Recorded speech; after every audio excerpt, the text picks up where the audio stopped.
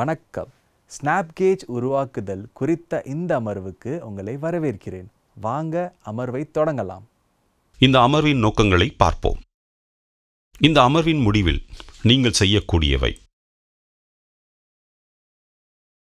வரைபடத்தின்படி ஒட்டுமொத்த அளவிற்கு ரஃப்பாக ஃபைல் செய்யவும். வரைபடத்தின்படி ப்ரொஃபைலை குறிக்கவும்.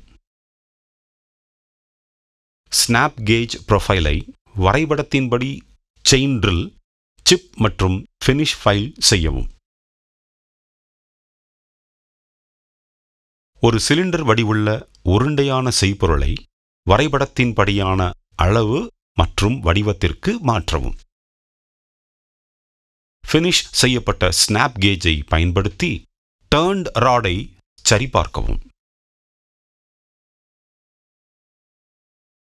கேஜ்கள் என்பது பாகங்களின் பரிமாணங்களை சரிபார்க்க பயன்படுத்தப்படும் ஸ்கேல் இல்லாத ஆய்வுக் கருவிகள் ஆகும்.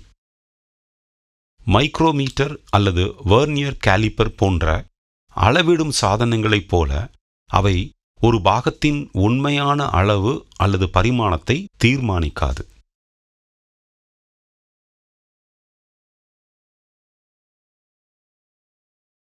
கேஜ்களை ஸ்டாண்டர்ட் கேஜ்கள் மற்றும் லிமிட் கேஜ்கள் என பரவலாக வகைப்படுத்தலாம்.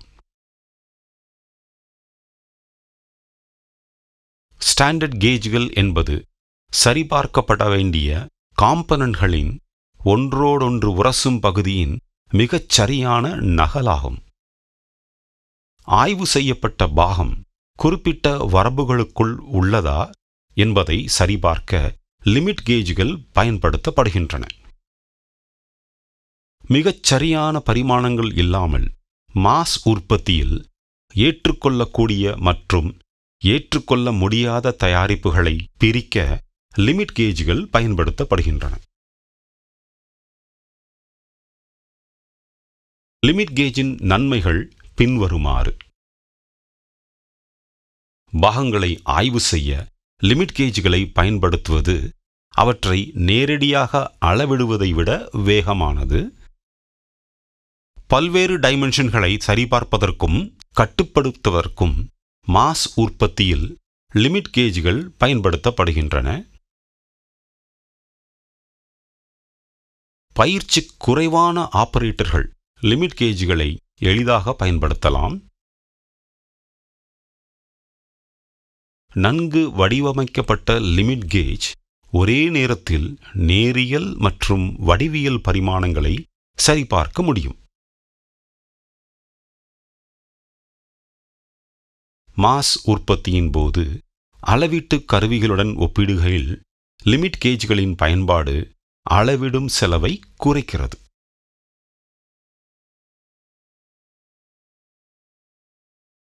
லிமிட் கேஜ்களின் மிகவும் பொதுவான வகைகள்: plug gauges, ring gauges, snap gauges, combined gauges, screw pitch or thread gauges, template and form gauges, taper gauges, feeler gauges, position kgs.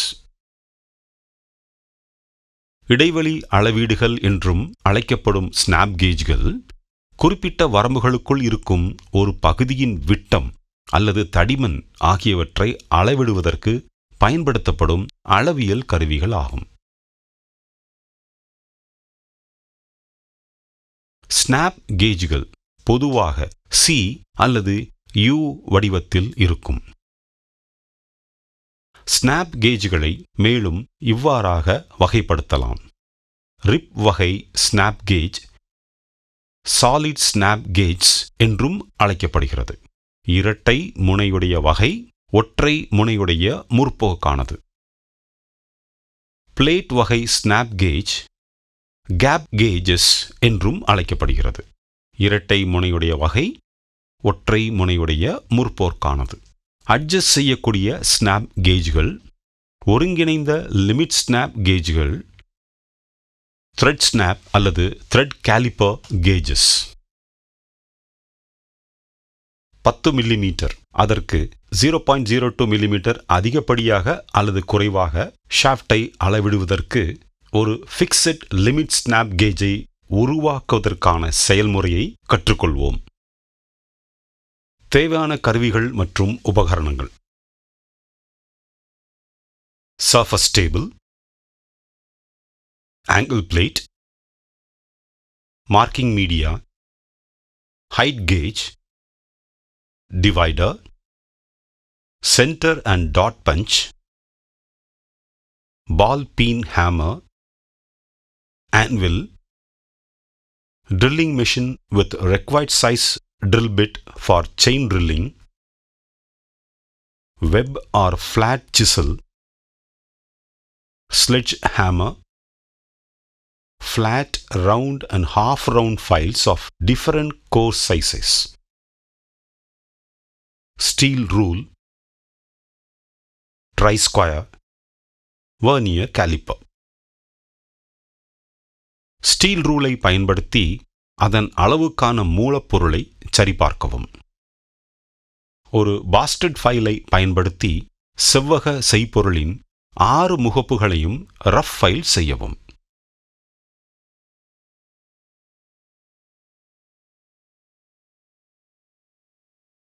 Try-square பயன்படுத்தி தட்டையான தன்மை மற்றும் சதுரத்தன்மையை உறுதி செய்யவும்.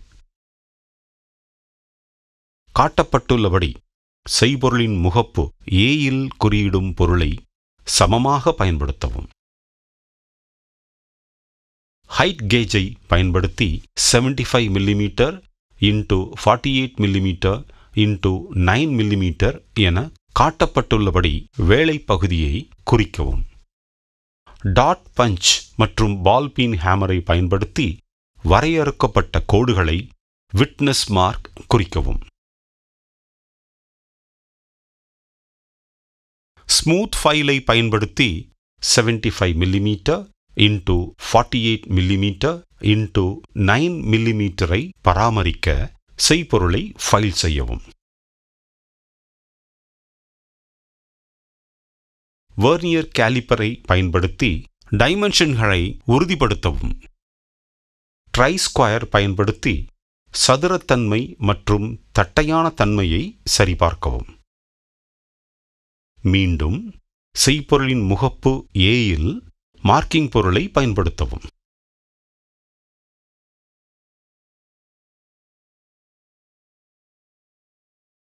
Six millimetre, 17.01 millimetre, 19.01 millimetre, 24 millimetre, 28.99 millimetre, 30.99 millimetre மற்றும் 42 millimetre முகப்பு பியில் இருந்து நோ கோ முனையில் ஹைட் கேஜை பயன்படுத்தி வரைபடத்தின்படி இணையான கோடுகளை குறிக்கவும். கோ முனையில் ஃபேஸ் பியில் இருந்து 6 millimetre, 16.99 millimetre, 18.99 millimetre, 24 millimetre, 29.01 millimetre, 31.01 millimetre மற்றும் 42 மில்லிமீட்டர் ஆகியவற்றில் ஹைட் கேஜை பயன்படுத்தி வரைபடத்தின்படி இணையான கோடுகளை குறிக்கவும்.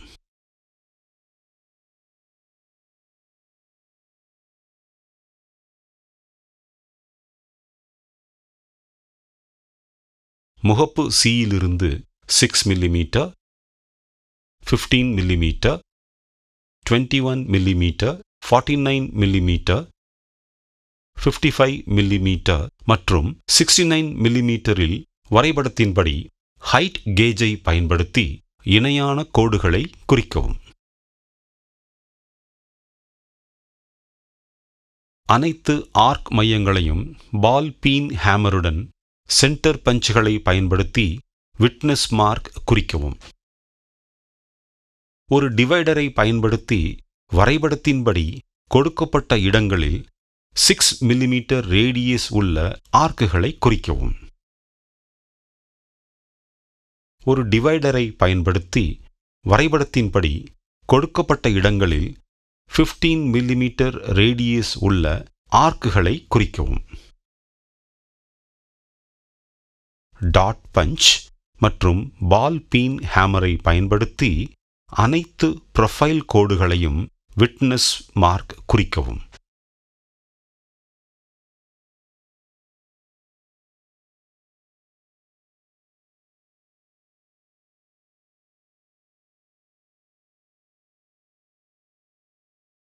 வரைபடத்தின்படி ப்ரொஃபைலை செயின் ட்ரில் செய்யவும்.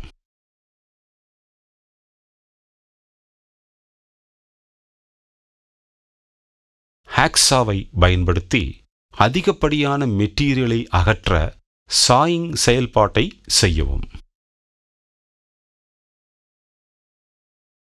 இப்போது சிப்பிங் மூலம் அதிகப்படியான மெட்டீரியலை அகற்றவும். வரைபடத்தின்படி ஸ்மூத் அல்லது டெட் ஸ்மூத் ஃபைலை பயன்படுத்தி ப்ரொஃபைலை ஃபைல் செய்து ஃபினிஷ் செய்யவும். வெர்னியர் கேலிப்பரை பயன்படுத்தி பரிமாணங்களை சரிபார்க்கவும். மேற்பரப்புகளை ஃபினிஷ் செய்து பர்களை அகற்றவும்.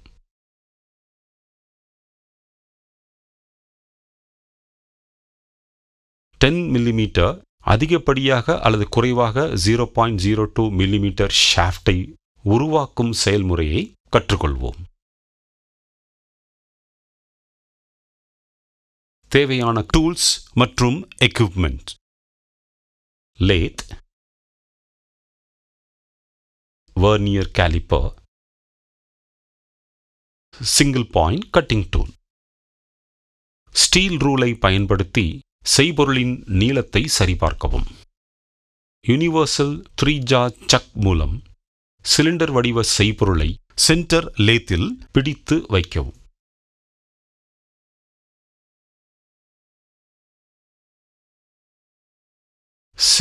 மில்லிமீட்டர் நீளத்தை பராமரிக்க ஃபேசிங் ஆபரேஷனை செய்யவும். 10.02 முதல் 9.98 மில்லிமீட்டர் வரை பரிமாணத்தை பராமரிக்கும் வகையில் சிலிண்டர் வடிவ செய்பொருளை 10 மில்லிமீட்டர் அதிகப்படியாக அல்லது குறைவாக 0.02 மில்லிமீட்டர் அளவுக்கு டர்னிங் செய்யவும். செய்பொருளின் இரு முனைகளிலும் 2 மில்லிமீட்டர் இன்டு 45 டிகிரி ஷாம்பரை செய்யவும். ஃபிக்ஸட் லிமிட் ஸ்னாப் கேஜை பயன்படுத்தி திருப்பிய ஷாஃப்டை சரிபார்க்கவும். செய்பொருள் கோ சைடில் நுழைந்து நோ கோ சைடில் நுழையவில்லை என்றால் திருப்பிய காம்பனன்ட் ஏற்றுக்கொள்ளப்பட்டது மற்றும் பரிமாணங்கள் வரம்பிற்குள் உள்ளன என்பதாகும். திருப்பிய காம்பனன்ட் கோ மற்றும் நோ கோ ஆகிய இரண்டிலும் நுழைந்தால் திருப்பிய கூறு ஏற்றுக்கொள்ளப்படவில்லை மற்றும் திருப்பிய கூறு தேவையை விட குறைவாக உள்ளது என்பதாகும். திருப்பிய காம்பனன்ட் கோ மற்றும் நோ கோ ஆகிய இரண்டிலும் நுழையவில்லை என்றால் திருப்பிய காம்பனன்ட் ஏற்றுக்கொள்ளப்படவில்லை மற்றும் திருப்பிய காம்பனன்ட் தேவையை விட அதிகமாக உள்ளது என்பதாகும். ஒரு மெல்லிய மேற்பூச்சு ஆயிலை பயன்படுத்தி மதிப்பீட்டிற்காக அதை சேமிக்கவும். ரீகேப் செய்கையில் நாம் கற்றுக்கொண்டது என்னவென்றால், வரைபடத்தின்படி ஒட்டுமொத்த அளவிற்கு ரஃப்பாக ஃபைல் செய்யவும், வரைபடத்தின்படி ப்ரொஃபைலை குறிக்கவும், ஸ்னாப் கேஜ் ப்ரொஃபைலை வரைபடத்தின்படி செயின் ட்ரில், சிப் மற்றும் ஃபினிஷ் ஃபைல் செய்யவும்,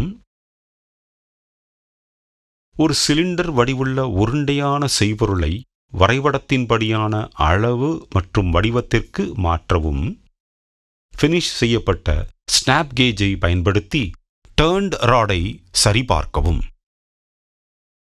எனவே ஸ்னாப் கேஜ் உருவாக்குவது பற்றிய பயிற்சி நிறைவடைகிறது.